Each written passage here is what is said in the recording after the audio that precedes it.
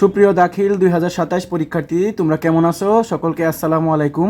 তো আজকে দেখো, আমি বাংলা ভাষার ব্যাকরণ ও নির্মিতি তোমাদের নবম দশম শ্রেণীর দাখিল, যে তোমাদের দাখিল পরীক্ষা 2027, এখানে পর্ব 2 নিয়ে হাজির হয়েছি। গত আমরা একটা পর্ব দিয়েছি যেটা ছিল পরিচ্ছেদ 1 থেকে 5 পর্যন্ত। তো ওই পর্বটা যদি তোমরা দেখতে চাও তাহলে আমাদের প্লে লিস্টে দেখতে পারো, অথবা এই ভিডিওর ডেসক্রিপশন বক্সে তোমরা এটা দেখে নিতে পারো। তো দেখো, আজকে আমি পড়াবো হচ্ছে পরিচ্ছেদ 6 থেকে 10 পর্যন্ত।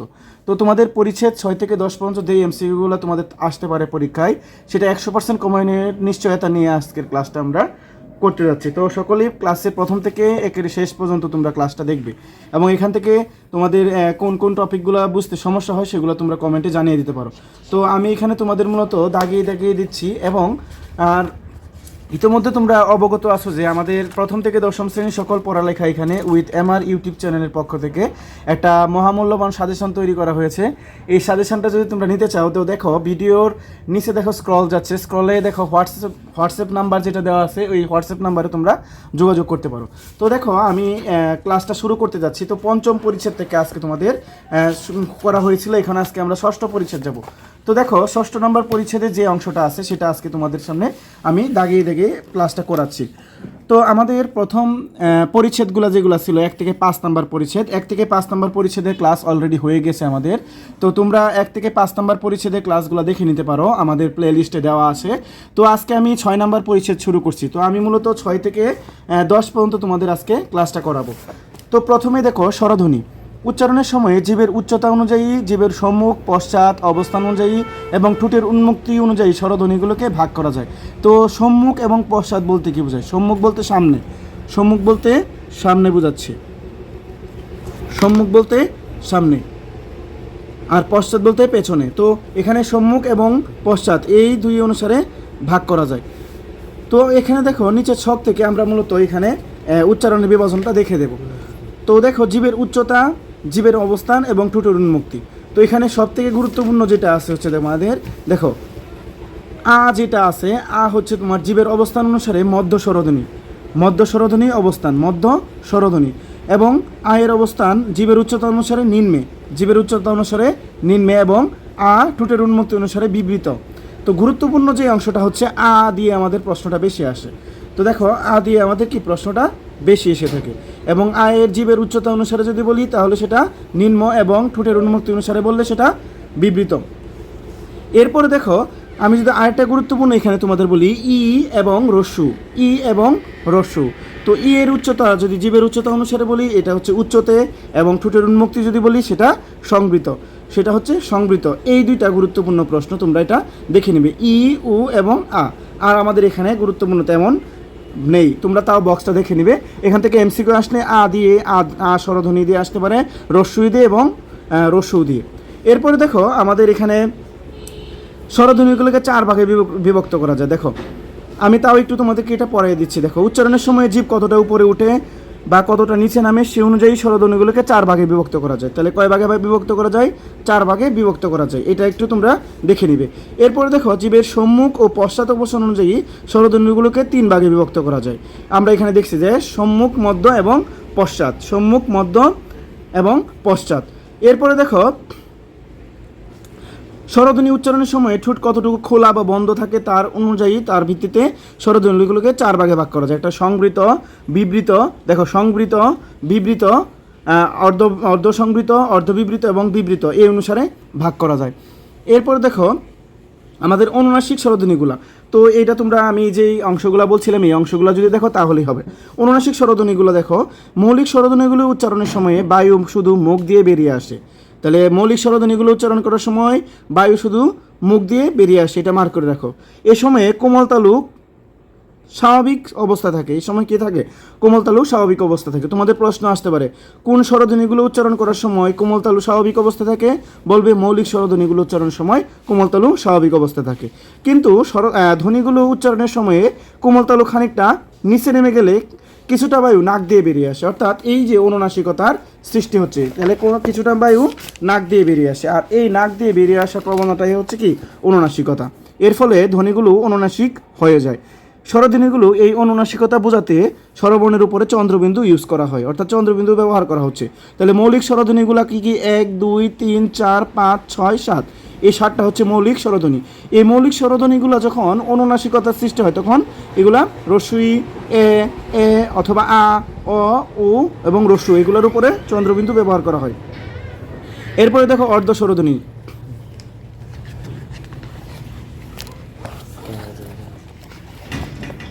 এরপরে দেখো আমাদের বইটা একটু ভাঁজ করতে সমস্যা হচ্ছে, তো দেখো আমি আবার দেখাচ্ছি ভাঁজটা, ওই পাশটা দেখো।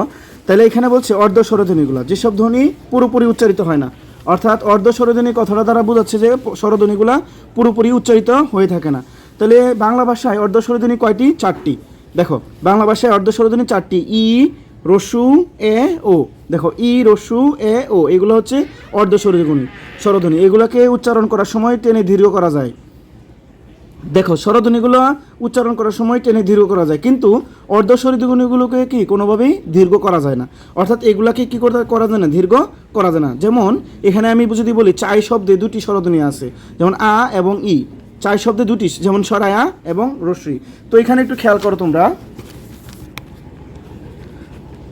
চাই চাই যে শব্দটা আছে, এই চাই শব্দটা যদি আমি বিশ্লেষণ করি তাহলে এখানে কি কি আসে দেখো, আ যুগ রস্যই, এই দুইটা আছে দেখো, আ যুগ রস্যই।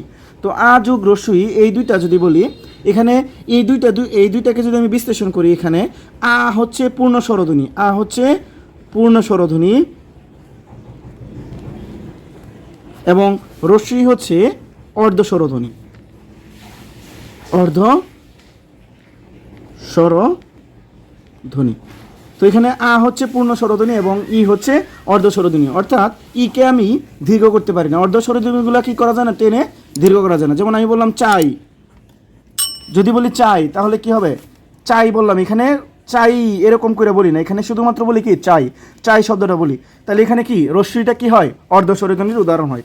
ঠিক এখানে চাও, লাউ এগুলো সবগুলাই কি উদাহরণ দেখানো যায়। এভাবে দেখো একই শব্দে লাউ শব্দে 2টি স্বরধ্বনি আছে, আ এবং রস্যু। এখানে আ হলো পূর্ণ স্বরধ্বনি এবং ই হলো কি অর্ধ স্বরধ্বনি। তো তোমরা এটা এভাবে উদাহরণ দেখে নিবে। তো দ্বিস্বর ধ্বনি দেখো, যেখানে 2টা স্বর থাকে, এখানে কি থাকবে? 2টা স্বর এর উপস্থিত থাকবে। দ্বিস্বর স্বরধ্বনির মধ্যেও আমাদের ওই আগের উদাহরণগুলো যেগুলো ছিল ওই উদাহরণগুলো আমরা কাজে লাগাতে পারি। দেখো পূর্ণ স্বরধ্বনি এবং অর্ধ স্বরধ্বনি, দেখো পূর্ণ স্বরধ্বনি এবং অর্ধ স্বরধ্বনি একত্রিত হয়ে এলে সেটা হয়ে যায় কি? দ্বিস্বর স্বরধ্বনি, দ্বিস্বর ধ্বনি। যেমন লাউ শব্দে যদি আমি বলি লর সাথে আ আছে, এখানে আ হচ্ছে পূর্ণ স্বরধ্বনি এবং রস্যু যেটা আছে সেটা হচ্ছে অর্ধ স্বরধ্বনি। এই দুটো মিলে আমরা উচ্চারণ করতে দ্বিস্বর ধ্বনি আও হয়েছে, দ্বিস্বর ধ্বনি আও তৈরি হয়েছে। তোমাদের প্রশ্ন আসতে পারে লাউ শব্দে দ্বিস্বর ধ্বনি কোনটি তৈরি হয়েছে? তোমরা বলবে আও। দ্বিস্বর ধ্বনির কিছু উদাহরণ, যেমন তাই, নাই, এখানে আই মূলত সরায়া এবং রস্যই, এখানে আ রস্যই, নাই আ রস্যই। তো এইভাবে তোমরা উদাহরণগুলো দেখে নিবে। তোমাদের জন্য গুরুত্বপূর্ণ যেগুলো আছে, যেমন ও দিয়ে ও এবং রস্যু, মৌ, মৌ, ও এবং ও, রৌ, রস্যু আসে, বুঝতে পারছো? বউ, এখানে কি আসে? ও রস্যু, ঠিক আছে? তোমরা এখানে কই, দই এগুলো তোমরা দেখে নিবে, এগুলো খুবই গুরুত্বপূর্ণ। বাংলা বর্ণমালায় 2টি দ্বিস্বর ধ্বনির জন্য আলাদা আলাদা বর্ণ নির্ধারিত আছে, খুবই গুরুত্বপূর্ণ এটা। দেখো বাংলা বর্ণমালায় 2টি দ্বিস্বর ধ্বনির জন্য আলাদা আলাদা বর্ণ নির্ধারিত আছে, যেমন ওই এবং ও, ওই এবং ও। ওই এর মধ্যে 2টি ধ্বনি রয়েছে, যেমন ও এবং রস্যই, খুবই গুরুত্বপূর্ণ। ও এর মধ্যে কি আছে? দেখো ও এর মধ্যে আছে তোমার 2টি, ও এর মধ্যে আমাদের 2টি ধ্বনি আছে। দেখো ও এবং রস্যই, ও এবং রস্যই, ওই। দেখো ও এবং রস্যই এই 2টি ধ্বনি রয়েছে, ও এবং রস্যই। এরপরে দেখো ও এর মধ্যে যেটা আছে ও, ও ও এর মধ্যে আছে ও এবং রস্যু, ও এবং রস্যু। ও এর মধ্যে আছে কোনটা? ও এবং ও প্লাস রস্যু, বুঝতে পারছো? তো এটা হচ্ছে আমাদের এই প্রথম যে পেজটা আছে, আমাদের যে প্রথম পেজে দ্বিতীয় পেজটা যেটা আছে আমাদের পরিচ্ছেদ 6-এর, তো এই অংশটা এটি খুবই গুরুত্বপূর্ণ, এই 2টা অংশ খুবই গুরুত্বপূর্ণ, তোমরা এটা দেখে নিবে। ওই এবং ও, এই ও এর মধ্যে আছে ও রস্যই এবং ও এর মধ্যে আছে ও রস্যু, এটা খুবই গুরুত্বপূর্ণ। তোমরা যদি আমার এই ক্লাসটা বই যদি নাও পড়ো, তোমরা যদি এই ক্লাসে যে আলোচনাগুলো করা হবে এগুলো যদি তোমরা করতে পারো, ইনশাল্লাহ তোমাদের এমসিকে 30টা থেকে 30টা তোমরা পাবে।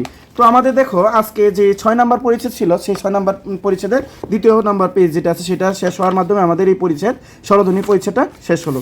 এরপরে দেখো ব্যঞ্জনধ্বনি, খুবই গুরুত্বপূর্ণ আরেকটা পার্ট হচ্ছে আমাদের ব্যঞ্জনধ্বনি। ব্যঞ্জনধ্বনির পার্টটা যদি আমরা এখানে দেখি, দেখো তো ব্যঞ্জনধ্বনিগুলো আমরা একটু খেয়াল করি। দেখো উচ্চারণের স্থান ও প্রকৃতি, ধ্বনির কম্পন, বায়ুর প্রবাহ। দেখো উচ্চারণের স্থান, প্রকৃতি এবং ধ্বনির কম্পন, বায়ু প্রবাহের বিবেচনায় অন্তত চার ধরনে ভাগ করা যায় মূলত ব্যঞ্জনধ্বনিকে। এক হচ্ছে উচ্চারণের স্থান অনুযায়ী বিভাজন, উচ্চারণের প্রকৃতি অনুসারে বিভাজন, ধ্বনির কম্পন মাত্রা অনুযায়ী বিভাজন এবং ধ্বনি সৃষ্টিতে বায়ুর প্রবাহের মাত্রা অনুযায়ী বিভাজন। তো উচ্চারণ স্থান অনুসারে বিভাজন যদি বলি, দেখো বাক প্রত্যঙ্গে ঠিক যে জায়গায় বায়ু বাধাপ্রাপ্ত হয় ধ্বনিটা সৃষ্টি করে সেই জায়গা হলো ব্যঞ্জনধ্বনি উচ্চারণ স্থান। তোমাদের এই প্রশ্নটা আসতে পারে এরকম যে ব্যঞ্জনধ্বনি সৃষ্টি হলে যে আমরা এখানে বলতে পারি বাক প্রত্যঙ্গে ঠিক যে জায়গায় বায়ু বাধা পেয়ে যে ব্যঞ্জনধ্বনিগুলো উচ্চারিত হয় সেগুলোকে আমরা কি বলতে পারি, সেগুলো মূলত ওই ব্যঞ্জনের উচ্চারণ স্থান বলতে পারি। এরকম করে আমরা কয়েকটি ভাগে ভাগ করতে পারি। যেমন আমরা বাক প্রত্যঙ্গ যদি বলি ওষ্ঠ, দন্তমূলীয়, মূর্ধা, তালব্য, কণ্ঠনালী, এগুলা বলা যায়। এই কয়েকটি শ্রেণীতে ভাগ করা যায়। যেমন ওষ্ঠ ব্যঞ্জন, দন্তমূলীয় ব্যঞ্জন, মূর্ধন্য ব্যঞ্জন, তালব্য ব্যঞ্জন, কণ্ঠ ব্যঞ্জন এবং কণ্ঠনালীয়। তোমাদের এখানে খুবই গুরুত্বপূর্ণ একটা হচ্ছে ওষ্ঠ ব্যঞ্জন। ওষ্ঠ বলতে আমরা কি বুঝি? ঠোঁট। তাহলে এখানে মুখ্য বাক প্রত্যঙ্গ এবং গৌণ বাক প্রত্যঙ্গ বলতে কি বোঝায়? আমাদের জানতে হবে মুখ্য কি এবং গৌণ কি। অর্থাৎ মুখ্য বলতে যেটা প্রধান বোঝায়, যেটাকে প্রধান বলা যায়। যেমন ওষ্ঠ ব্যঞ্জনের ক্ষেত্রে নিচের ঠোঁট, অর্থাৎ নিচের ঠোঁটটা মুখ্য অর্থাৎ প্রধান হিসেবে ভূমিকা পালন করে। এবং গৌণ বাক প্রত্যঙ্গ বলতে বোঝায় উপরের ঠোঁট, অর্থাৎ উপরের ঠোঁটটা প্রধান হিসেবে সাহায্যকারী হিসেবে কাজ করে। ঠিক আছে, গৌণ বলতে সাহায্যকারী, গৌণ বলতে আমরা কি বুঝবো? সাহায্যকারী। তাহলে দেখো মুখ্য এবং গৌণের মধ্যে আমাদের পার্থক্যটা। তাহলে মুখ্য বাক প্রত্যঙ্গ বলতে মুখ্য বাক প্রত্যঙ্গ অর্থাৎ এটা দ্বারা বোঝায় হচ্ছে মূল যেটা, অর্থাৎ যেটা প্রধান হিসেবে থাকে। এরপরে দেখো গৌণ যদি বলি, গৌণ বাক প্রত্যঙ্গ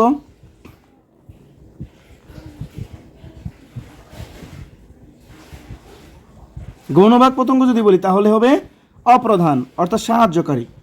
আমরা বলতে পারি কি সাহায্যকারী হিসেবে কাজ করে।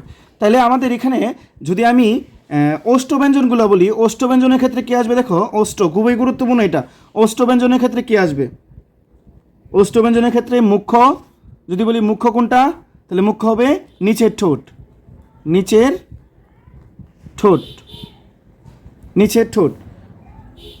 বুঝতে পারছো?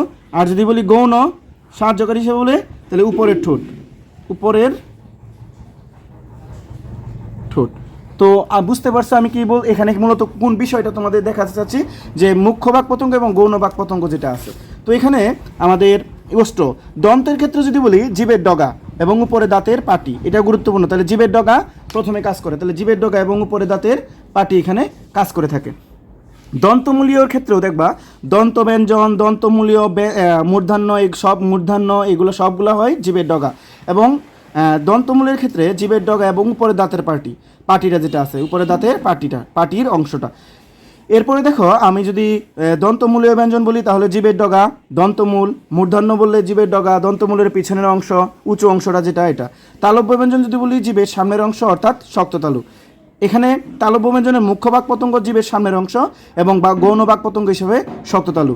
কণ্ঠ বললে জিভের পেছনের অংশ এবং নরম তালু। কণ্ঠনালীয় ব্যঞ্জন খুবই গুরুত্বপূর্ণ। কণ্ঠনালীয় ব্যঞ্জন যদি বলি ধ্বনিধারের দুটি পাল্লা অর্থাৎ দুটি পাশ যেটা আছে এটা, এবং ধ্বনিধার হচ্ছে কি গৌণ সাহায্যকারী হিসেবে থাকে। তো আমি এখানে যে বিশ্লেষণটা বলেছি এটাই মূলত এখানে আলোচনা করা হয়েছে। দেখো যেমন ওষ্ঠ ব্যঞ্জনগুলো কি, যেসব ধ্বনি উচ্চারণ করার সময় ঠোঁট দুটি কাছাকাছি এসে বায়ুপথে বাধা সৃষ্টি করে সেগুলোকে ওষ্ঠ ব্যঞ্জন বলা হয়। এগুলোকে দ্বিওষ্ঠ ধ্বনি নামে পরিচিত। তাহলে যদি প্রশ্ন আসে দ্বিওষ্ঠ ধ্বনিগুলো কি? প, ফ, ব, ভ, ম এগুলো হচ্ছে দ্বিওষ্ঠ ধ্বনির উদাহরণ, যেমন পাকা, ফল, বাবা, ভাই, মা ইত্যাদি। এরপরে দেখো 2 নাম্বার যেটা আছে দন্ত ব্যঞ্জন। যেসব ব্যঞ্জন ধ্বনিগুলো উচ্চারণ করার সময়ে জিভের ডগা উপরের পাটির দাঁতের সঙ্গে লেগে বায়ুপথে বাধা সৃষ্টি করে সেগুলো হচ্ছে দন্ত ব্যঞ্জন, যেমন তাল, থালা, দাদা, ধান ইত্যাদি। অর্থাৎ ত, থ, দ, ধ এগুলো হচ্ছে কি দন্ত ব্যঞ্জন ধ্বনির উদাহরণ। এরপরে দেখো দন্তমূলীয় ব্যঞ্জন যেগুলো আছে, যেসব ধ্বনি অর্থাৎ ব্যঞ্জন ধ্বনিগুলো উচ্চারণের সময় জিভের ডগা উপরের দাঁতের পাটির গোড়ার সঙ্গে লেগে যায় এবং বায়ুপথে বাধা সৃষ্টি করে সেগুলো হচ্ছে দন্তমূলীয় ব্যঞ্জন, যেমন ন, র, ল, স দন্তমূলীয় ব্যঞ্জনের উদাহরণ। মূর্ধন্য ব্যঞ্জন অর্থাৎ দেখো মূর্ধন্য ব্যঞ্জন দন্তমূল এবং তালুর মাঝখানে যে উচ্চ অংশ থাকে তার নাম মূর্ধা। এটা গুরুত্বপূর্ণ একটা এমসিকিউ। দন্তমূল এবং তালুর মাঝখানে যে অংশ থাকে তার নাম কি? আমরা বলবো কি? মূর্ধা। যেসব ব্যঞ্জনধ্বনি উচ্চারণের সময় জীবের ডগা মূর্ধার সঙ্গে লেগে বায়ুপথে বাধার সৃষ্টি করে সেগুলোকে মূর্ধন্য ব্যঞ্জন বলে। যেমন টাকা, দেখো কোথায় লাগতেছে, এখানে উঁচু অংশে। ঠেলাগাড়ি, ডাকাত, ঢোল, গাড়ি, মরুর প্রভৃতি শব্দের ট, ঠ, ড, ঢ, ঢ মূর্ধন্য ব্যঞ্জনধ্বনির উদাহরণ। তালব্য ব্যঞ্জনগুলো দেখো, যেসব ব্যঞ্জনধ্বনি উচ্চারণের সময় জীবের ডগা খানিকটা প্রসারিত হয়। খুবই গুরুত্বপূর্ণ এই অংশটা, খানিকটা প্রসারিত হয়। জীবের ডগা খানিকটা প্রসারিত হয় কোথায়? তালব্য ব্যঞ্জনগুলোর মধ্যে। শক্ত তালুর কাছাকাছি বায়ুপথে বাধার সৃষ্টি করে সেগুলোকে তালব্য ব্যঞ্জন বলা হয়। যেমন চ, ছ, বর্গীয় জ, ঝ, তালব্য স, এগুলো হচ্ছে তালব্য ধ্বনির উদাহরণ। এরপরে দেখো কণ্ঠব্যঞ্জন। কণ্ঠব্যঞ্জনগুলো আমাদের বর্গের যে 5টা বর্ণ আছে এগুলাই মূলত। যেসব ধ্বনিগুলো উচ্চারণের সময় জীবের পেছনের অংশ উঁচু হয়ে আলজিবের কাছাকাছি নরম তালুর কাছে বায়ুপথে বাধার সৃষ্টি করে সেগুলো হচ্ছে কি? কণ্ঠব্যঞ্জনের উদাহরণ। যেমন কি বলতে পারি? ক, খ, গ, ঘ, উ, এগুলো হচ্ছে কণ্ঠব্যঞ্জন ধ্বনির উদাহরণ। এর থেকে আরও গুরুত্বপূর্ণ মোস্ট ইম্পর্ট্যান্ট যেটা আছে তোমাদের, কণ্ঠনালীয় ব্যঞ্জন কয়টা? এক কথায় বলতে গেলে কণ্ঠনালীয় ব্যঞ্জন একটা, হ। এবং এই কণ্ঠনালীয় ব্যঞ্জনগুলো উচ্চারণের সময় ধ্বনিদ্বার থেকে বায়ু কণ্ঠনালী হয়ে সরাসরি বেরিয়ে আসে। এই জন্য বলা হয় কণ্ঠনালীয় ব্যঞ্জন কয়টা? হ, একটা। তো এখানে আমরা এই খ যখন উচ্চারণ করি, দেখো হ উচ্চারণ করার সাথে সাথে আমাদের যে উচ্চারণ সময়ে যে ধ্বনিদ্বার থেকে বায়ুটা কণ্ঠনালী হয়ে সরাসরি বেরিয়ে আসে, এখানে কোনো প্রকার কোনো জায়গায় বাধাপ্রাপ্ত হয় না। উচ্চারণের প্রকৃতি অনুসারে যদি বিভাজন বলি, তাহলে প্রকৃতি অনুসারে ব্যঞ্জনধ্বনিগুলো উচ্চারণের সময় ঠোঁট, জীবমূল ইত্যাদি বাক প্রত্যঙ্গের আকৃতিগত পরিবর্তন হয়। এতে বায়ুপথে সৃষ্ট বাধার ধরন আলাদা হয়ে উচ্চারণের প্রকৃতি বদলে যায়। উচ্চারণের এই প্রকৃতি অনুযায়ী আমরা মূলত দেখো উচ্চারণের প্রকৃতি ব্যঞ্জনগুলোকে কয়েকটি ভাগে ভাগ করতে পারি। কয়েকটি ভাগেই ভাগ করা যায়। এই ভাগগুলা কী কী? এখান থেকে গুরুত্বপূর্ণ প্রশ্ন এসে থাকে আমাদের। যেমন স্পৃষ্ট ব্যঞ্জন, নাসিক্য ব্যঞ্জন, উষ্ণ ব্যঞ্জন, পার্শ্বিক ব্যঞ্জন, কম্পিত ব্যঞ্জন, তাড়িত ব্যঞ্জন। স্পৃষ্ট ব্যঞ্জন যেগুলো আছে এগুলো দেখো ওষ্ঠ ব্যঞ্জন, ওষ্ঠ স্পৃষ্ট, অর্থাৎ ওষ্ঠর যেগুলো ছিল এগুলো থেকে প্রথম 4টা। দন্তের প্রথম দেখো আমাদের ওষ্ঠের, দন্ত, মূর্ধা, তালু, কণ্ঠ যেগুলো আমরা পড়ে এসেছি এগুলো থেকে প্রথম 4টা করে নিলে আমাদের ওষ্ঠস্পৃষ্ট, যখন স্পৃষ্ট ব্যঞ্জন হবে তখন সেটাকে বলবো কি? ওষ্ঠস্পৃষ্ট, দন্তস্পৃষ্ট, মূর্ধাস্পৃষ্ট, তালুস্পৃষ্ট, কণ্ঠস্পৃষ্ট। এরপরে দেখো নাসিক্য ব্যঞ্জন। যেসব স্বরধ্বনি ব্যঞ্জনধ্বনিগুলো উচ্চারণের সময়ে ফুসফুস থেকে আগত বাতাস অর্থাৎ আসা বাতাস মুখের মধ্যে প্রথমে বাধাপ্রাপ্ত হয় এবং নাক ও মুখ উভয় দিকে বেরিয়ে যায় সেগুলোকে নাসিক্য ব্যঞ্জন বলা হয়। যেমন ম, ন, ও, অর্থাৎ ন, উ, ম, ন, উ, ম, এইগুলো হচ্ছে আমাদের নাসিক্য ব্যঞ্জন। বুঝতে পারছো কি বলছি? তো নাসিক্য ব্যঞ্জন কয়টি? 3টি। সেগুলো হচ্ছে কি কি? ন, উ, ম। উষ্ণ ব্যঞ্জন। যেসব ব্যঞ্জনধ্বনিগুলো উচ্চারণের সময়ে দুটি বাক পতঙ্গ কাছাকাছি এসে নিঃসৃত বায়ুতে ঘর্ষণ সৃষ্টি করে, তাহলে ঘর্ষণ সৃষ্টি করে কোনগুলো? উষ্ণ ব্যঞ্জনগুলো। যেমন আমরা এখানে দন্ত স, তালব্য স, হ, এগুলো হচ্ছে উষ্ণধ্বনির উদাহরণ। তো এরপরে দেখো পার্শ্বিক ব্যঞ্জনগুলো। এই উষ্ণ ব্যঞ্জনে এর মধ্যে দন্তস্ব এবং তালব্য উচ্চারণ করার সময় শ্বাস অনেকক্ষণ ধরে রাখা যায়, এটা শীষের মতো আওয়াজ হয়, এই জন্য এগুলোকে শীষ ধ্বনি বলা যায়। এগুলোকে শীষ ধ্বনি বলা যায়, দন্তস্ব এবং তালব্য। ঠিক আছে, আমরা কি বলতে পারি? দন্তস্ব এবং তালব্যস্য এগুলোকে কি বলা যায়? শীষ ধ্বনিও বলা যায়। এগুলোকে শীষ ধ্বনিও আমরা বলতে পারি, শীষ ধ্বনি, এগুলোকে শীষ ধ্বনি বলা যায়। এরপরে আমরা আরেকটা দেখো অংশ দেখাচ্ছি, দেখো পার্শ্বিক ব্যঞ্জন। যেমন আমাদের পার্শ্বিক ব্যঞ্জনটাও গুরুত্বপূর্ণ, এই কারণে পার্শ্বিক বর্ণ একটা, শুধুমাত্র ল।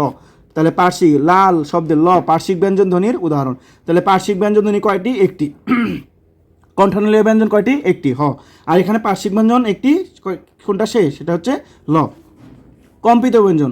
যেসব ধ্বনি উচ্চারণের সময় জীব একাধিকবার অতি দ্রুত দন্তমূলকে আঘাত করে বায়ুপথে বাধার সৃষ্টি করে তাকে কম্পিত ব্যঞ্জন বলা হয়। যেমন র একটি কম্পিত ব্যঞ্জন, যেমন কর, ভার, হার, এগুলা র একটা কম্পিত ব্যঞ্জনের উদাহরণ। এরপরে দেখো তাড়িত ব্যঞ্জন। তাড়িত যেসব ধ্বনি উচ্চারণের সময় জীবের সামনের অংশ দন্তমূলের একটু উপরে অর্থাৎ মূর্ধায় টোকা দেওয়ার মতো করে ছুঁয়ে একবার ছুঁয়ে যায় তাকে তাড়িত ব্যঞ্জন বলা হয়। যেমন বাড়ি, মুড়ো, এখানে ঢৈশূন্যর এবং ঢৈশূন্যর তাড়িত ব্যঞ্জনের উদাহরণ। তোমাদের প্রশ্ন আসতে পারে নিচের কোন দুটি তাড়িত ব্যঞ্জনের উদাহরণ? তখন ঢৈশূন্যর এবং ঢৈশূন্যর দিবা, ঢৈশূন্যর এবং ঢৈশূন্যর। ধ্বনির কম্পন মাত্রা অনুসারে যদি বিভাজন বলি, তাহলে কম্পন মাত্রা অনুসারে কম বেশি অর্থাৎ বায়ুর ধ্বনি দ্বারা বায়ুর কম্পন কম বেশি হওয়ার ভিত্তিতে দুই ভাগে ভাগ করা যায়। এক ঘোষ ব্যঞ্জন এবং অঘোষ ব্যঞ্জন। ঘোষ অর্থাৎ যেসব ধ্বনি উচ্চারণের সময় ধ্বনিদ্বয়ের কম্পন অপেক্ষাকৃত বেশি হয় সেগুলোকে বলা হয় কি ঘোষ ধ্বনি, আর যেগুলো অপেক্ষাকৃত কম হয় সেগুলোকে বলা হয় অঘোষ ধ্বনি। এখন দেখো ঘোষ ধ্বনি এবং অঘোষ ধ্বনি চেনার জন্য আমাদের একটা যদি বক্স করি, আবার দেখো আমি তোমাদের একটা সংক্ষেপে দিয়ে দিব, অল্প প্রাণ মহাপ্রাণও দিয়ে দিব। এরপরে দেখো ব্যঞ্জন ধ্বনিগুলো উচ্চারণের সময় বায়ু প্রবাহের বেগ কম বেশি হয়, এই কম বেশি হওয়ার ভিত্তি থেকে দুই ভাগে ভাগ করা যায়, অল্প প্রাণ এবং মহাপ্রাণ। অর্থাৎ ভিত্তিতে ব্যঞ্জন ধ্বনিগুলোকে দুই ভাগে ভাগ করা যায়, অল্প প্রাণ এবং মহাপ্রাণ। অল্প প্রাণ ব্যঞ্জন যেসব ধ্বনি উচ্চারণের সময়ে ফুসফুস থেকে আগত বা নির্গত বায়ু প্রবাহের মাত্রা অপেক্ষাকৃত কম হয় সেগুলোকে বলা হয় অল্প প্রাণ, আর যেগুলো অপেক্ষাকৃত বেশি হয় সেগুলো হয় কি মহাপ্রাণ। বুঝতে পারছো, সেগুলো হচ্ছে মহাপ্রাণ। তাহলে আমরা একটা বক্সের মাধ্যমে অল্প প্রাণ এবং মহাপ্রাণটা চেনার চেষ্টা করি। দেখো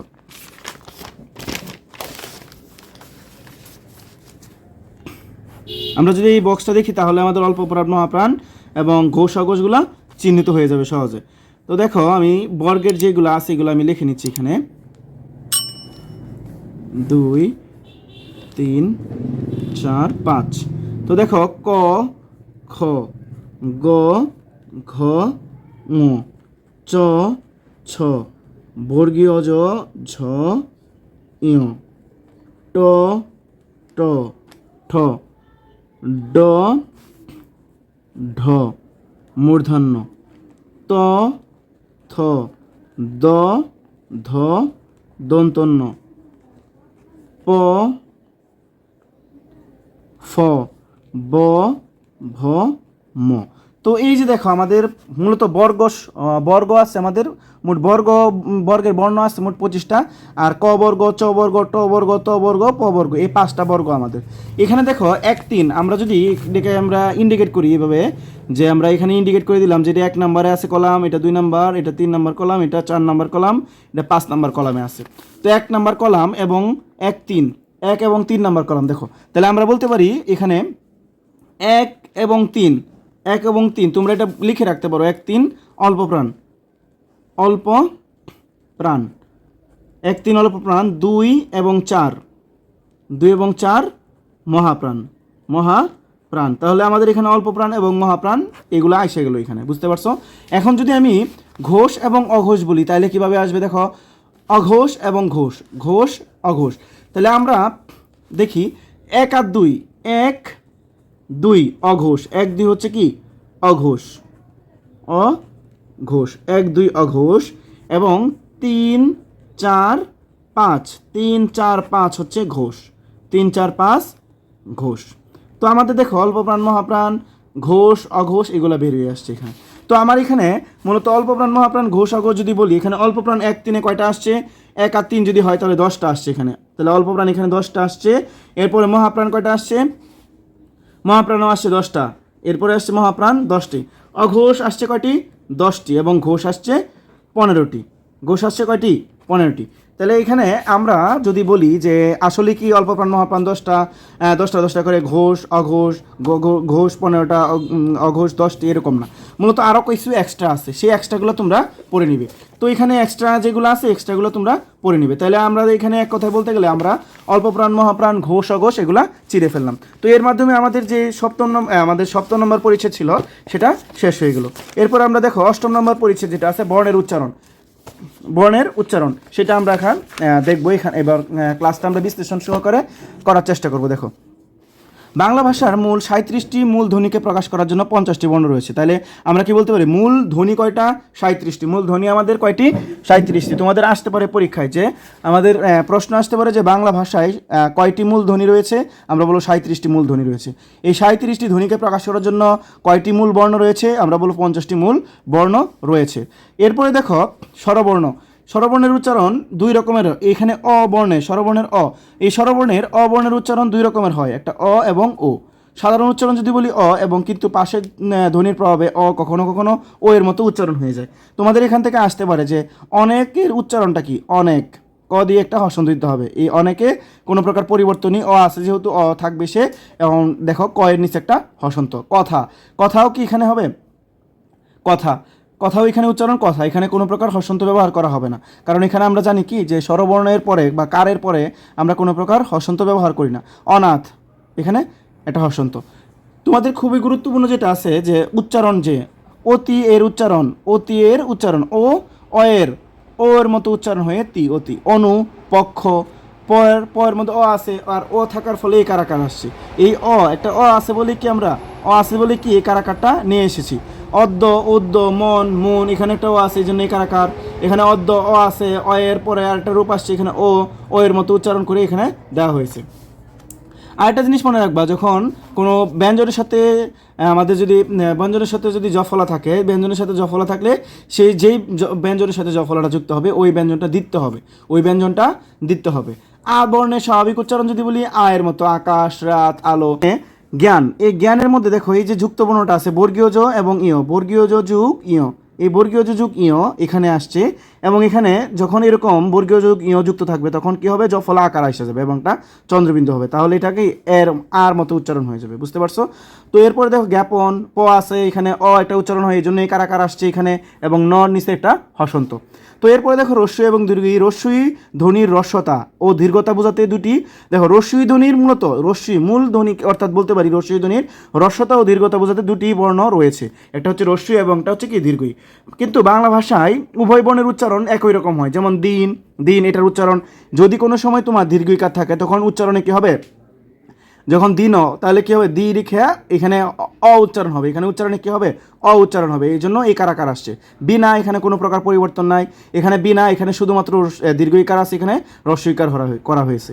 এখানে হীন, এখানে দীর্ঘইকার দিয়ে হয়েছে, এই জন্য হীন, এই জন্য উচ্চারণটা হবে কি হীন, এই যে নর সাথে একটা আছে, এই জন্য এই কারাকার আসছে।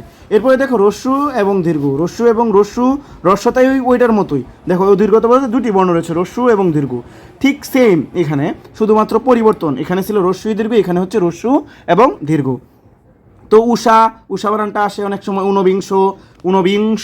উনস্বার উঠে একটা আসছে, এবং তালব্যস্যের মধ্যে উচ্চারণ হয়, এই জন্য এই কারাকার, এবং দন্তানের মধ্যে দেখো একটা উচ্চারণ হয়, এই জন্য একটা এই কারাকার আসছে। রি বর্ণের উচ্চারণ রি এর মতো হয়, যেমন ঋতু, ঋণ, কৃষক, দৃশ্য, এই যে এই কারাকার আসছে, উচ্চারণ হয়। এ বর্ণের দুই রকমের উচ্চারণ হয়, এ এবং অজফলা আকার এ। এখানে এর পাশাপাশি পাশের ধ্বনির প্রভাবে কখনো কখনো উচ্চারণ হয়ে যায়। এ বর্ণের স্বাভাবিক উচ্চারণ যেমন একটি, দেশ, এলো, ঠিক আছে, একটি, এখানে কোনো প্রকার এক লিখে এখানে একটি, এখানে থামা হয়েছে, এই জন্য একটা হসন্ত, দেশ, এখানে হসন্ত, এলো, এরকম। তো এরপরে দেখো আমরা যদি পরের পৃষ্ঠায় যাই, পরের পৃষ্ঠায় অংশে দেখো কি আছে এখানে আমাদের এ বর্ণের সাথে যখন অজফলা আকার অর্থাৎ বিবৃত উচ্চারণ যখন হয়, যেমন একটা, অজফলা আকার কয়টা, একটা বেলা, বজফলা আকার একালা বেলা, খেলা, এগুলা।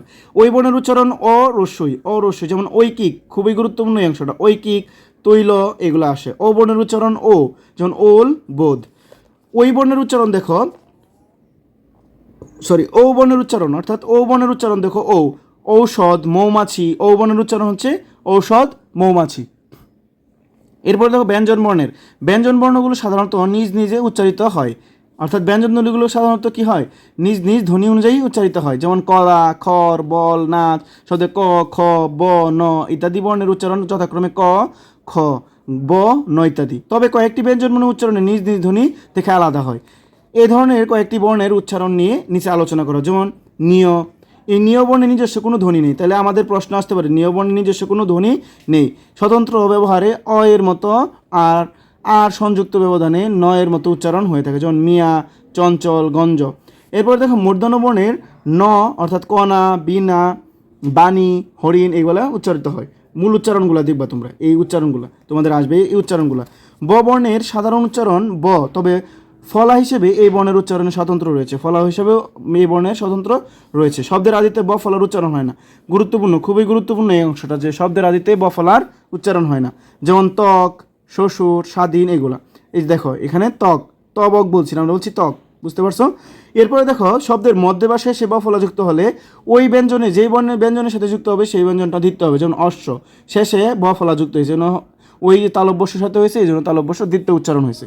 বিশ্বাস, তালব্যস্যের সাথে এখানে মাঝখানে তালব্যস্য ব ফলা যুক্ত হয়েছে, এই জন্য তালব্যস্য দুইবার উচ্চারণ হয়েছে। যেমন পক্ষ, এখানে শেষে ক এর সাথে যুক্ত হয়েছে, এই জন্য ক দ্বিতীয় হয়েছে, অর্থাৎ দুইবার উচ্চারণ হয়েছে। ম বর্ণের সাধারণ উচ্চারণ ম, অর্থাৎ শব্দের প্রথমে ম ফলা থাকলে সেই বর্ণ উচ্চারণের সময় ম এর উচ্চারণ এর মতো হয়, যেমন শ্মশান, স্মরণ, শব্দের মধ্যে ম ফলা থাকলে সেই বর্ণ উচ্চারণে দিতে হয় এবং সামান্য অনুনাসিকতা সৃষ্টি হয়, যেমন আত্মীয়, পদ্ম, কিছু ক্ষেত্রে ম ফলায় ময়ের উচ্চারণ বজায় থাকে, যেমন যুগ্ম, জন্ম, গুল্ম, এগুলো হচ্ছে এখানে দেখো গর সাথে একটা ম ফলা যুক্ত হয়েছে এখানে, এই জন্য আসছে কি দেখো যুগ্ম। জ বর্ণের উচ্চারণ যদি দেখি এখানে অন্তস্থ জ বর্ণের উচ্চারণে বর্গীয় জ, তাহলে অন্তস্থ জ এর পরিবর্তে কি আসবে বর্গীয় জ, যেমন যদি বানান জ অ আছে এই জন্য এই কারাকার এবং অন্তস্থ জ হয়ে গেছে বর্গীয় জ। যিনি দেখো অন্তস্থ জ আছে এই জন্য বর্গীয় জ হয়ে যাবে। সূর্য এখানে সুর জ, সুর এখানে রেফের এখানে র আনছি, এখানে একটা হসন্ত এবং বর্গীয় জ অন্তস্থ জর পরিবর্তে এবং ও আছে এই জন্য এই কারাকার হয়েছে। তবে ফলা থাকলে স্বরের উচ্চারণে পরিবর্তন হয়, যেমন ব্যতীত, ব্যতীত, ব্যথা ইত্যাদি। শব্দের মাঝখানে বা শেষে জফলা অর্থাৎ উঞ্চজ জফলা বর্ণের দেখো সঙ্গে যুক্ত থাকলে, অর্থাৎ শব্দের মাঝখানে যদি জফলা যুক্ত থাকে তাহলে ওই বর্ণের দ্বিত্ব হয়, যেমন উদ্যম এখানে যার সাথে যুক্ত আছে, ওই একটু আগে তোমাদের বলছিলাম যে যদি কোনো প্রকার ব্যঞ্জনের সাথে যদি জফলা যুক্ত থাকে তাহলে কি হয় ওই ব্যঞ্জনটা দ্বিত্ব হয়, যেমন এখানে উদ্যম, গদ্য। কিন্তু শব্দের মধ্যে বা শেষে যুক্ত ব্যঞ্জনের সঙ্গে থাকা জফলায়ের কোনো উচ্চারণ হয় না, যেমন সন্ধ্যা, সন্ধ্যা, স্বাস্থ্য, অর্ঘ ইত্যাদি। এরপরে র বর্ণের উচ্চারণ র এর মতো, তবে র ফলা হিসেবে এর উচ্চারণের বৈচিত্র্য আছে। শব্দের মধ্যে বা শেষে কোনো ব্যঞ্জনের সঙ্গে র ফলা থাকলে দ্বিত্ব সহ র ফলা উচ্চারিত হয়, দ্বিত্ব সহ র ফলা উচ্চারিত, যেমন মাত্র এখানে তয়ের সাথে র ফলা যুক্ত এই জন্য মাত্র দ্বিত্ব সহ উচ্চারণ হয়েছে। বিদ্রোহ, বিদ্রোহ। পরে যাত্রী, যাত্রী। কিন্তু শব্দের মধ্যে বা শেষে যুক্ত ব্যঞ্জনের সঙ্গে র ফলা যুক্ত হলে দ্বিত্ব উচ্চারণ হয় না, যেমন কেন্দ্র, শাস্ত্র, বস্ত্র। এরপরে দেখো তালব্য স, মূর্ধন্য ষ, দন্ত স, এই তিনটা স আমাদের, এই তিন স যখন হয় দেখো শব্দে স কখনো তালব্য স এর মতো উচ্চারিত হয়, কখনো দন্ত স এর মতো উচ্চারিত হয়, কখনো স কখনো তালব্য স এর মতো উচ্চারিত হয়, আবার কখনো স এর মতো উচ্চারিত হয়। স বর্ণের উচ্চারণ সবসময় কি হয় মূর্ধন্য স বর্ণের উচ্চারণ, মূর্ধন্য স বর্ণের উচ্চারণ তো সবসময় কিসের মতো হয় তালব্য স এর মতো হয়। যেখানে দেখবে মূর্ধন্য স আছে এটার উচ্চারণ যদি করতে বলে তাহলে সেটা তালব্য স এর মতো হয়ে যাবে। তালব্য স বর্ণের উচ্চারণ স এর উচ্চারণ, অর্থাৎ শত, শশা। তালব্য স বর্ণের স এর মতো উচ্চারণ, যেমন শ্রমিক, শ্রমিক হয়ে যায়, শৃগাল, শৃগাল। মূর্ধন্য স বর্ণের উচ্চারণ সর্বদা ভাষা, তালব্য স আসছে কারণ মূর্ধন্য স আসছে এখানে, ষোলো, ষোলো মূর্ধন্য স, এখানে বুঝতে পারছো মূর্ধন্য স জায়গায় তালব্য স এসে গেছে। তো এটা তোমরা পড়ে নেবে। এরপরে আমরা দেখো 9 নাম্বার পরিচ্ছেদ যেটা আছে শব্দ ও পদের গঠন। শব্দ এবং পদের গঠন। শব্দ এক বা একাধিক ধ্বনি দিয়ে তৈরি শব্দের মূল অংশকে শব্দমূল বলা হয়। শব্দের মূল অংশকে শব্দমূল। শব্দমূলের এক নাম প্রকৃতি। প্রকৃতি দুই ধরনের, একটা হচ্ছে নাম প্রকৃতি এবং ক্রিয়া প্রকৃতি। তাহলে প্রকৃতি কয় ধরনের হয়ে থাকে? প্রকৃতি দুই ধরনের হয়ে থাকে, একটা হচ্ছে নাম প্রকৃতি এবং দুই নাম্বারটা হচ্ছে ক্রিয়া প্রকৃতি। ক্রিয়া প্রকৃতির অন্য নাম হচ্ছে ধাতু। তাহলে আমাদের যদি প্রশ্ন আসে ধাতু কি, তাহলে বলবো ক্রিয়া প্রকৃতির অপর নাম ধাতু। নাম প্রকৃতি ও ধাতুর সঙ্গে কিছু শব্দাংশ যুক্ত হয়ে নতুন শব্দ তৈরি হয়। নাম প্রকৃতির উদাহরণ যেমন মা, গাছ, শিল, লতা ইত্যাদি। আর ধাতুর উদাহরণ যেমন কর, যা, চল, ধ্রি এগুলা। অর্থাৎ তুচ্ছার্থকভাবে প্রায় ক্ষেত্রে আমরা যখন কিছু বলি তখন সেটা ধাতু আমরা বলতে পারি বা শব্দমূল বলতে পারি। অর্থাৎ নাম প্রকৃতি ও ধাতুর সঙ্গে যেসব শব্দাংশ যুক্ত হয়ে নতুন শব্দ তৈরি করা হয় সেগুলো উপসর্গ এবং প্রত্যয়। উপসর্গ এবং প্রত্যয়, অর্থাৎ উপসর্গ বলতে আমরা বুঝি প্রিফিক্সকে এবং প্রত্যয় বলতে সাফিক্সকে বলে থাকি। অর্থাৎ উপসর্গ কোথায় বসে? শব্দের শুরুতে, শব্দ পদের শুরুতে অর্থাৎ প্রথমে, পূর্বে এবং প্রত্যয় বসে শেষে। অর্থাৎ যেসব শব্দাংশ শব্দমূলের পূর্বে বসে নতুন শব্দ গঠন করে সেগুলোকে উপসর্গ বলা হয়। যেমন চালক একটা শব্দ ছিল, এর আগে পরিযুক্ত করে পরি একটা উপসর্গ, পরিচালক হয়ে যায়। এবং প্রত্যয় দেখো যেসব শব্দাংশ শব্দমূলের পরে বসে নতুন শব্দ গঠন করে সেগুলোকে প্রত্যয় বলা হয়। যেমন সাংবাদিক, এখানে ইক, সংবাদের সাথে ইক প্রত্যয় যুক্ত হয়ে সাংবাদিক হয়েছে। উপসর্গ ও প্রত্যয় যুগে শব্দ তৈরি করাকে সেটাকে সাধিত শব্দ বলা হয়। উপসর্গ এবং প্রত্যয় দিয়ে শব্দ তৈরি হলে সেটাকে সাধিত শব্দ বলা হয়। এছাড়াও যদি আমরা বলি দেখো, এছাড়া বলতে পারি প্রত্যয় ছাড়াও এর মধ্যে প্রক্রিয়া হলো সমাস, যার মাধ্যমে কি হয় শব্দে পরিণত হয়ে থাকে। একাধিক শব্দ এক বা একাধিক শব্দে পরিণত হয়ে থাকে। এরপরে আমরা যদি বলি শব্দ যখন বাক্যের মধ্যে ব্যবহৃত হয় তখন তার নাম পদ হয়। গুরুত্বপূর্ণ একটা পদে পরিণত হওয়ার সময় শব্দের সঙ্গে কিছু শব্দাংশ যুক্ত হয়, এগুলোর নাম হচ্ছে লগ্নক। লগ্নক কত প্রকার? 4 প্রকার, মনে রাখবা। লগ্নক 4 প্রকার। এক বিভক্তি, নির্দেশক, বচন, বলক। বিভক্তি অর্থাৎ বিভক্তিগুলাকে দুই ভাগে ভাগ করা যায়, ক্রিয়া বিভক্তি এবং কারক বিভক্তি। ক্রিয়া বিভক্তি এবং কারক বিভক্তি। নির্দেশক যদি বলা হয় সেগুলো মূলত টি, টুকু, এগুলো মূলত নির্দেশ করে থাকে, টি এবং টুকু। বচন যদি বলি সংখ্যার ধারণাকে বচন বলা হয়, যেমন রা এরা গুলি, রা এরা গুলি, রা এরা গুলি। বলক, এরপরে দেখো বলকের মাধ্যমে মূলত বক্তব্য জোরালো হয় এবং সেগুলো যদি বলি যেমন ই এবং ও ব্যবহার করা হয়, ই এবং ও ব্যবহার করা হয়, বক্তব্য জোরালোর জন্য বলক ব্যবহার করা হয়। এবং এগুলা কি? ই এবং ও। যেমন তোমাকে পারতেই হবে, এখানে তখনই দেখা হয়েছিল, এখনই বলতে হবে। তাহলে এই যে তখনই, এখনই, এগুলো হচ্ছে বলকের উদাহরণ। এরপরে 27 নম্বর পৃষ্ঠা দেখো, বাক্যের মধ্যে যেসব লগ্নক থাকে সেগুলোকে সলগ্নক পদ এবং যেসব পদে লগ্নক থাকে না সেগুলোকে অলগ্নক পদ বলা হয়। তাহলে যেসব পদে লগ্নক থাকে সেগুলো হচ্ছে সলগ্নক পদ, অর্থাৎ লগ্নক যুক্ত পদ, এবং যেগুলোর মধ্যে লগ্নক থাকে না সেগুলো হচ্ছে অলগ্নক পদ, অর্থাৎ লগ্নকহীন পদ। যেমন ছেলেরা ক্রিকেট খেলে, এই বাক্যে ছেলেরা এবং খেলে সলগ্নক পদ, এগুলো হচ্ছে সলগ্নক পদ। আর দেখো পরবর্তীতে দেখো, এখানে বাক্যের ছেলেরা ক্রিকেট খেলে, এখানে এই বাক্যের ছেলেরা এবং খেলে এগুলো হচ্ছে সলগ্নক পদ, আর ক্রিকেট হচ্ছে অলগ্নক পদ, এখানে কোনো প্রকার লগ্নক যুক্ত হয় নাই। এরপরে দেখো তোমরা শব্দ ও পদের মধ্যে কয়েকটি পার্থক্য এই বক্সটা দেখে নেবে। এরপর আমাদের যে কাঙ্ক্ষিত 10 নম্বর পরিচ্ছেদ যেটা আছে, সর্বশেষ পরিচ্ছেদ, আজকের আমাদের সর্বশেষ পরিচ্ছেদ যেটা আছে সেটা উপসর্গ। একটু আগেই বললাম যে উপসর্গ মূলত আমাদের প্রিফিক্স, অর্থাৎ প্রিফিক্স আমরা বলতে পারি কি প্রিফিক্সটাকে, যেটা শব্দে বা পদের পূর্বে বসে। যেসব অর্থহীন শব্দাংশ শব্দের শুরুতে বসে সেগুলো শব্দ গঠন করে সেগুলোকে উপসর্গ বলে, অর্থাৎ উপসর্গ শব্দের পূর্বে বসে নতুন অর্থ দান করে ফেলে। অজানা, যেমন জানার পূর্বে অ উপসর্গ যুক্ত হয়েছে, যুগের উপরে অভিযোগ, বেতার, তার সামনে বে যুক্ত হয়েছে, এখানে উপসর্গ। ও, অভি, বে এগুলো হচ্ছে কি আমাদের উপসর্গ। দেখো অনেক সময়ে শব্দের শুরুতে একসঙ্গে একাধিক উপসর্গ ব্যবহৃত হতে পারে, যেমন সম্প্রদান, এখানে দেখো সম, স এবং দেখো দান হচ্ছে মূল, এর আগে কি সম এবং প্র, এই দুইটা উপসর্গ হয়েছে। তাহলে এখানে যদি প্রশ্ন আসে নিচের কোনটি দুইটি উপসর্গ যুগে গঠিত হয়েছে, তাহলে আমরা বলবো সম্প্রদান। এখানে সম এবং প্র দুইটি উপসর্গ হিসেবে ব্যবহৃত হয়েছে। যেমন বিনির্মাণ যদি বলি, মান এর আগে বি এবং নির, বি এবং নির দুইটি উপসর্গ ব্যবহৃত হয়েছে। আমাদের খুবই গুরুত্বপূর্ণ একটা অংশ হচ্ছে উপসর্গের নিজস্ব অর্থ নেই, কিন্তু নতুন অর্থে অর্থবোধক শব্দ তৈরিতে উপসর্গ গুরুত্বপূর্ণ ভূমিকা পালন করে। এই জন্য বলা হয় উপসর্গের অর্থ নেই কিন্তু অর্থদোতনা তৈরির ক্ষমতা আছে, খুবই গুরুত্বপূর্ণ। বাংলা ভাষায় প্রায় অর্ধ শতাধিক উপসর্গ রয়েছে। তোমাদের প্রশ্ন আসতে পারে বাংলা ভাষায় কত শতাধিক উপসর্গ রয়েছে, তোমরা বলবে অর্ধ শতাধিক উপসর্গ রয়েছে। দেখো তো এর আগের বই আমাদের ছিল যে খাঁটি বাংলা উপসর্গ বা বাংলা উপসর্গ। তাহলে বাংলা উপসর্গ কয়টি? বাংলা উপসর্গ 21টি, উপসর্গ 21টি, বাংলা উপসর্গ 21টি। তো দেখো বাংলা উপসর্গ এবং দেখো তৎসম বা সংস্কৃত উপসর্গ, তৎসম বা সংস্কৃত উপসর্গ 20টি, তৎসম বা সংস্কৃত উপসর্গ আমাদের হচ্ছে 20টি। আর অন্যগুলো হচ্ছে দেশি এবং বিদেশি সংমিশ্রণে। উপসর্গের কাজ কি? অর্থাৎ নতুন শব্দ তৈরি করা উপসর্গের কাজ। যেমন বাদ শব্দের আগে সম যুক্ত করা সংবাদ, বাদ শব্দের আগে বি যুক্ত করে বিবাদ, বাদ শব্দের সঙ্গে সম এবং বি উপসর্গ যোগ করে নতুন শব্দ সংবাদ এবং বিবাদ তৈরি হলো। অর্থাৎ উপসর্গের আরেকটি কাজ হলো অর্থের পরিবর্তন করা। যেমন নজর, এর আগে সু দিলাম, সুনজর, অর্থাৎ অর্থের সংকোচন করা হয়েছে। এটা দ্বারা কি হয়েছে? অর্থের সংকোচন, এটা আসতে পারে। নজরের পূর্বে সু যুক্ত করে এখানে সুটা ব্যবহার করার মাধ্যমে কি হয়েছে? অর্থের সংকোচন হয়ে গেছে। দেখো পূর্ণ, এর আগে যখন সম যুক্ত করলাম তখন অর্থের সম্প্রসারণ ঘটে, সম্পূর্ণ। হাজির, এর আগে যখন গড়, এরপরে বিপরীত অর্থ প্রকাশ করে।